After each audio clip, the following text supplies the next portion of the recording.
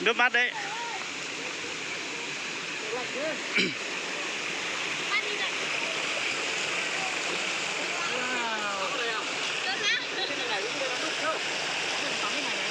Tắm thế này mà, cái bể sau thế này à. Làm về con giờ thì mới ra suối để nghịch nước có mệt không? Trời ơi, lúc đi thì thấy mình, lúc về thì cháy nắng người ơi. Rồi, cháy nắng đúng không? Nó mệt nhưng mà nó vui. Mọi người thấy Cảnh ở đây rất là đẹp. mệt quá thì bây giờ cởi quần áo Để tán thôi. tán thôi. Đi tắm thôi. Tán thôi, dưới này tán sau hơn. Ơi, nhảy vào đi. Nhảy vào nào. Em không nhảy đâu. Trời ơi. Chỗ này nhảy được một cái chân à? Đúng kia kìa. Dưới kia nhảy cũng không tới sâu luôn. Nhưng mà chỗ này dưới kia sao? nhảy là đau chân. Ao Dung cũng mệt không Dung? Ui. Không có ở đây hả? Trời ơi, 4 cái máy quay. Đó. Cái máy này còn hư thế này, không trung được cái này. Có. Cái này nói là chụp bằng này, rung. Rồi nhắc rung không? Để anh chụp chân rung cho đây này. Chụp cơ mà không phải quay. Rồi, tạo dáng đi nào. 1, 2, 3. Được chưa? Rồi. Một khác nào. Ướt rồi. Để nó ướt thì về phơi. Đấy, họ mà. Kéo xuống đi em. Lột nó ra. Bỏ đi tắm không tắm à? Ôi, tắm mà không tắm à? Cởi mấy cái này xuống. Rồi, cởi mấy cái dụng cụ này xuống ra. Nào bây giờ thi tắm tiên.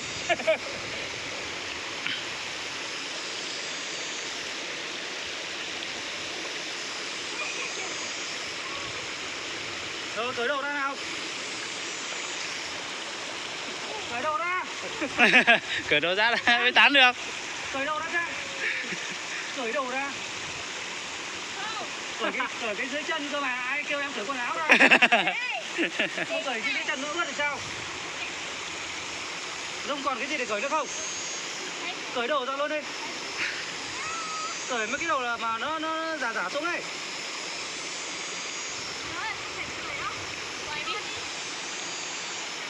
Tắm đi. Tắm đi. 8 giờ chục. Tắm. 8 giờ chục.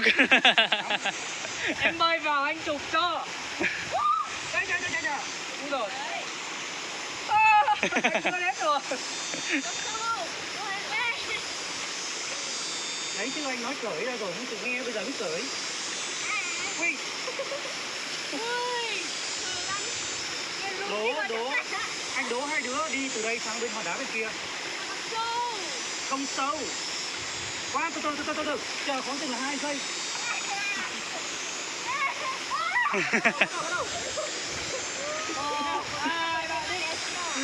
Đố hai đứa đi được đấy.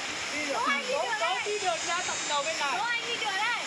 Đố hai đứa cơ mà. Nhưng anh đố là anh. Anh không đi được. Anh to thì anh không đi được, anh bảo em dùng cái này đi ạ. Đố là kém. À chỗ này sâu này.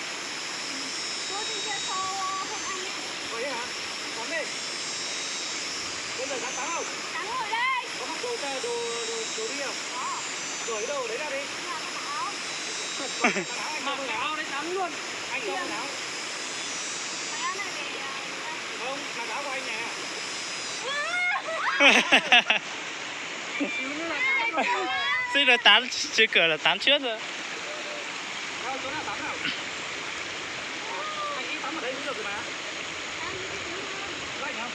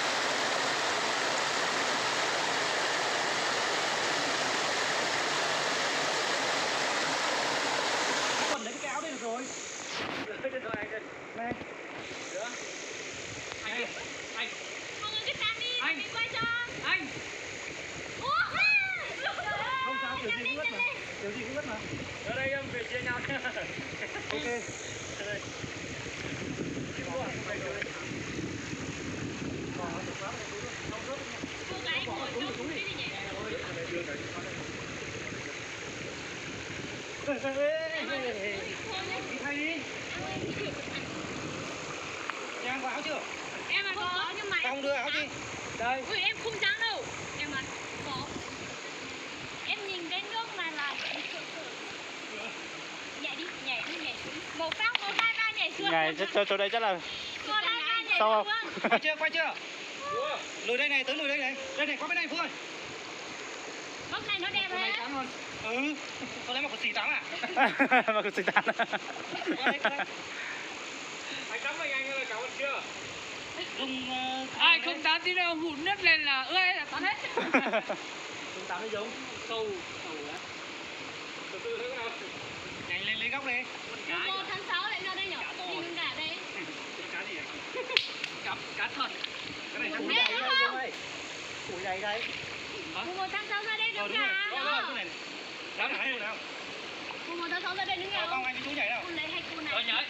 Nào. Em bảo là mùng 1 tháng 6 ra đây nướng gà không? Trời ơi. Có.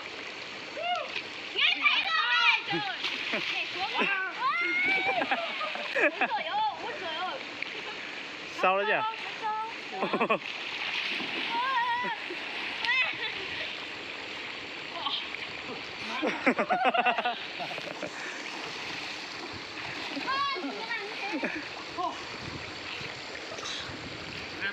Ô, hai cô đi đâu vậy?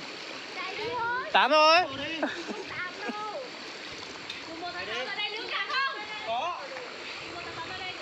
Ngày mai chứ mùng 1 tháng 6 rồi. Wow, mắc quá. Kia này kia. Cái này qua đây ngồi đi. Qua đây ngồi đi. Mát lắm ấy. Mát chỗ này mát mà.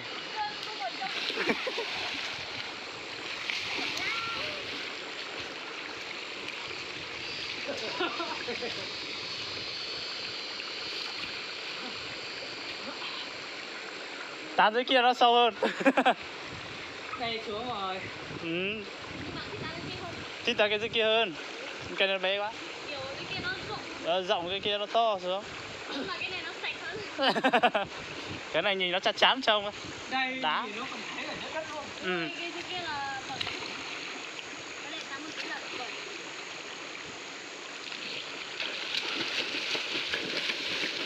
Em chơi đâu á?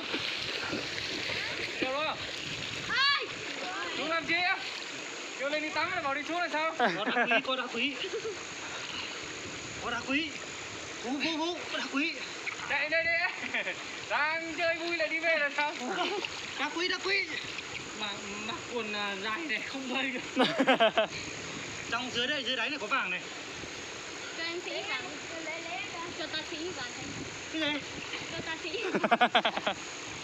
Người là nó thích. Nó lên. Con không lấy đó.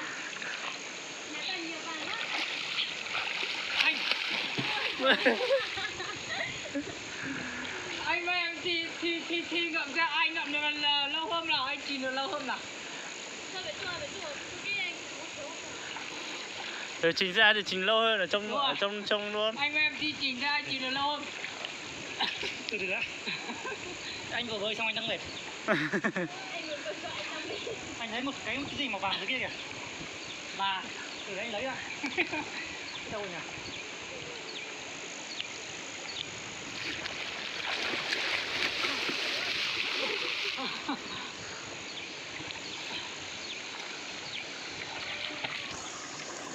Thôi ra đây tắm đi.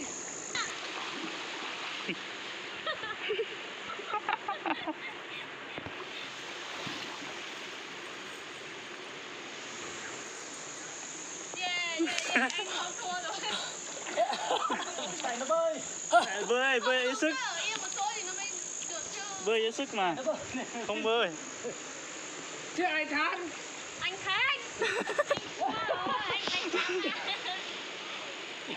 Ở trong đấy chắc mở mắt ra đẹp nhỉ? Đẹp mà, Đẹp. được mà. Mở mắt cho nó đẹp đấy. Mở mắt cho nó đẹp.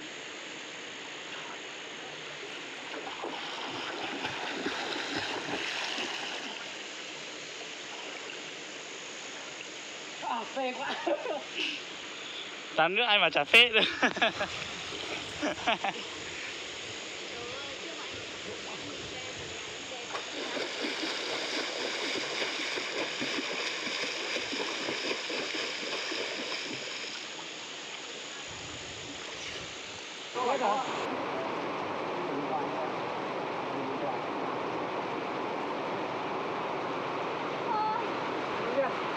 mượn lại điện thoại để phải thử dài. Ý đâu rồi chị? Ý chị? Cái này là một trong những cái lý do là tự nhắn tin với gái đúng không? Chị có thế thôi, tự nhắn tin với gái đúng không? Cái gì vậy? Kinh nhờ. Đấy ơi. Đưa cả một khẩu với nhau mà. Đưa cả một khẩu với nhau mà. Hay đấy, hay đấy.